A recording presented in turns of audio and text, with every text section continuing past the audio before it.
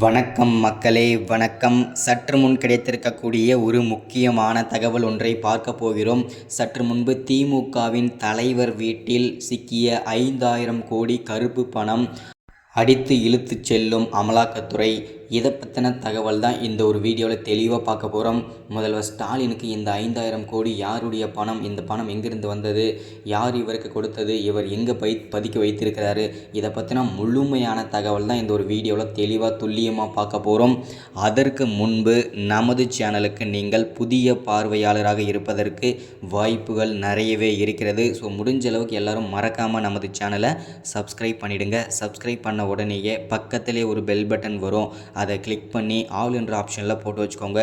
தொடர்ந்து நம்ம வீடியோ போட்டோம்னா உங்களுக்கு நோட்டிஃபிகேஷன் வந்துடும். அதை பார்த்து நீங்கள் தெரிஞ்சுக்கலாம். இன்றைக்கி என்ன அரசியல் நியூஸ், இன்றைக்கி என்ன அரசியல் அப்டேட்ன்றதை தெளிவாக துல்லியமாக தெரிஞ்சுக்கலாம். அது மட்டும் இல்லாமல் வீடியோ பார்க்குற எல்லோரும் மறக்காமல் லைக் பண்ணிவிடுங்க, ஷேர் பண்ணுங்கள், அது ரொம்ப ரொம்ப இம்பார்ட்டன்ட். ஓகே, வாங்க வீடியோக்குள்ளே போகலாம். சற்று முன்பு கிடைக்கப்பட்டிருக்கக்கூடிய ஒரு முக்கியமான பரபரப்பான அதிர்ச்சிகரமான திமுகவிற்கு ஒரு சோகமான தகவல் அப்படின்னு கூட சொல்லலாம்.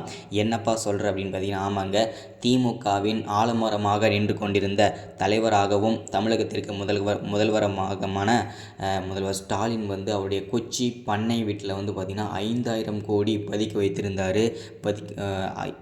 அந்த 5000 கோடி பதுக்கி வைத்திருந்ததை அமலாக்கத்துறைக்கு ஒரு ரகசிய தகவல் கிடைத்திருந்தது.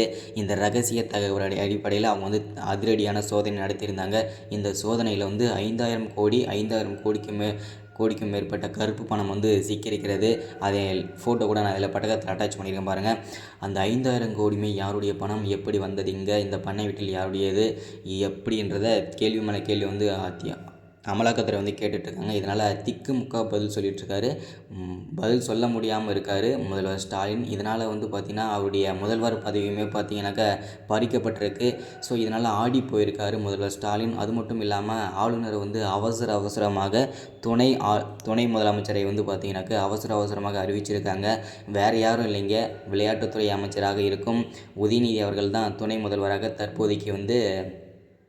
முதல்வராக செயல்பட்டு வந்துட்டுருக்காரு ஒரு 2 நாளாக.